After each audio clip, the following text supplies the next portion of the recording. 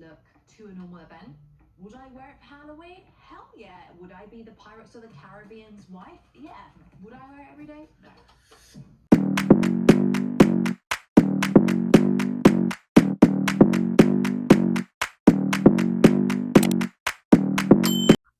Hi everyone, welcome back. Today we're breaking down Project Runway Season 22, Episode 4. And honestly, this episode was much stronger than last week's. We had ethical fashion, animal inspired designs, head to head battles, and some very questionable judging decision. So let's get into it. Let's start with last week's elimination. Picking up where episode 3 ended, Team Giants and Team Eagles faced elimination. And just like I expected, Anna and Jude were safe because Heidi Klum already said that. Unfortunately, Chloe and Andre were eliminated. I was kind of surprised Andre left, but I was not really. I honestly thought Bobby was going home because, in my opinion, her NFL look was one of the weakest, but considering how overwhelmed and stressed she was doing that challenge, the judges decided to give her another chance. Let me know how you felt about that. I was also happy to see Jeffrey stay in the competition. He's my Captain Hook, pretty one, because I think he still has a lot to offer.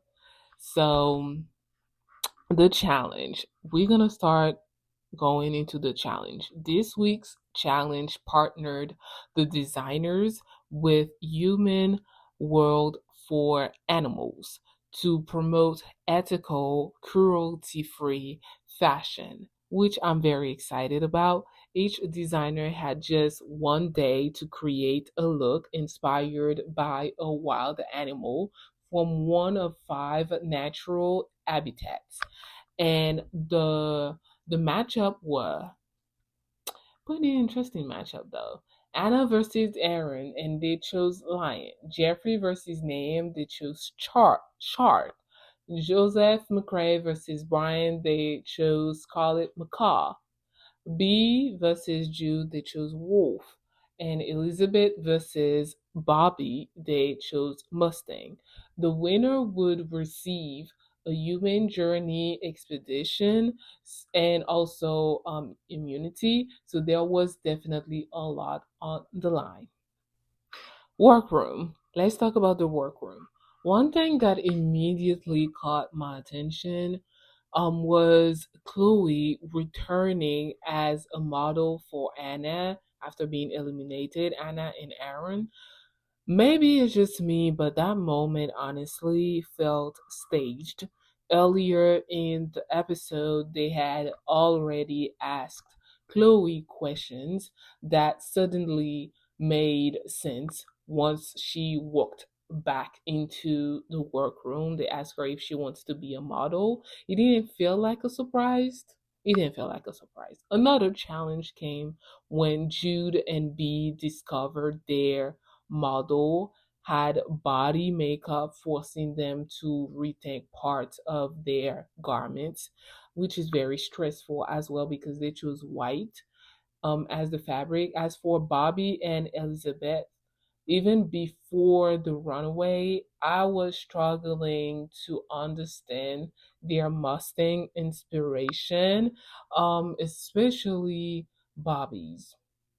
Bobby girl. I couldn't see the vision at first, and the story wasn't translating into the garment. It honestly felt like she had completely lost the plot, and I was scared for her at this point.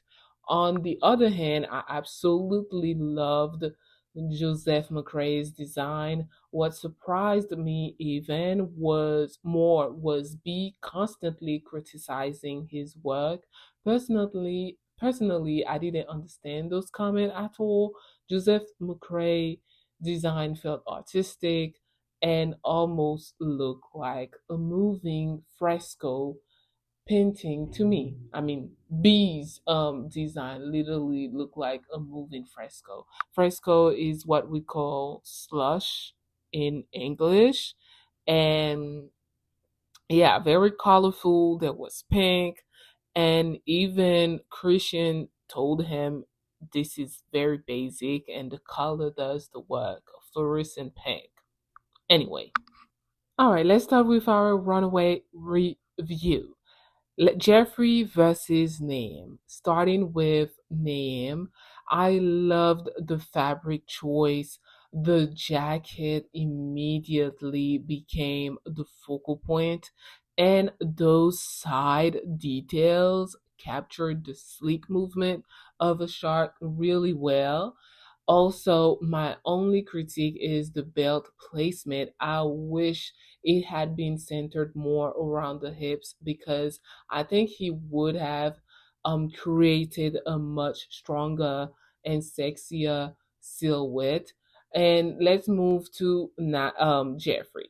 The fabric looked expensive. I'm not gonna lie, I loved it. It's very glamorous and luxurious. But if I am being honest, the design itself felt familiar. I've definitely seen silhouette like this before. To me, it gave sexy corporate more than shark. Um, Now let's move to the team line. Anna versus Aaron. Anna's look, you could definitely tell she respected the ethical fashion aspects of the challenge. However, the fabric felt very plain, which is a bit minimalism. The silhouette, particularly, is very innovative, and I honestly didn't see line in it. The garment also looked tight on Chloe, although I will give Anna credit because she had to adjust after the unexpected model change. Now, Aaron's look had some strengths. The construction was solid, especially around the bust, but the skirt looked unfinished. To me, it looked unfinished. Compared to Chloe's look, Aaron's almost felt like someone attending a casual costume party rather than delivering a high fashion interpretation of a line. So I was kind of disappointed. Something was missing. Moving to Team Scarlet Macaw. Joseph versus Bryan. Joseph absolutely understood the assignment, which I'm very happy about. The rich, vibrant colors immediately reminded me of the Scarlet Macaw. The green completely complemented the model skin beautifully. The shoulders created movement. And what else? The overall look felt elegant, alive, and connected to nature.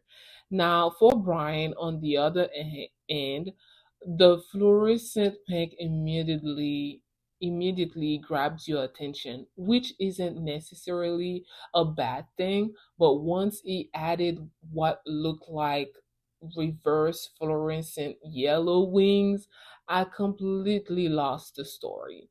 The silhouette also felt too tight around the hips. I simply couldn't understand the vision he was trying to communicate. If you did understand, let me know down in the comment section because I did not. Moving to Wolf, B versus Jude. B's dress confused me. The white fabric looked luxurious, and I appreciated the minimalist direction, but the construction looked like it was fighting against itself. When I think of wolves, I think of freedom, movement, and power. and I didn't really see that. This dress felt restrictive, almost like the model was trapped inside instead of free. There wasn't enough movement, and honestly, it reminded me of a bed sheet. Jude stayed true to his signature style while still evolving it, and I was happy about it. His look was balance, business, sensuality, and freedom all at once. There was beautiful movement, and the tailoring was clean. Jude don't have to prove himself at this point. And honestly, I could absolutely picture Zendaya wearing this. Moving to the team Mustang, Bobby versus Elizabeth. I'll give Bobby credit. I'll give it to her. She really pulled it together this time. There was movement, and the different shades of brown worked beautifully, and the styling elevated the entire outfit. Maybe it wasn't the ch- um, chicest or most glamorous design of the night, but it felt cool, wearable, and much stronger than I expected.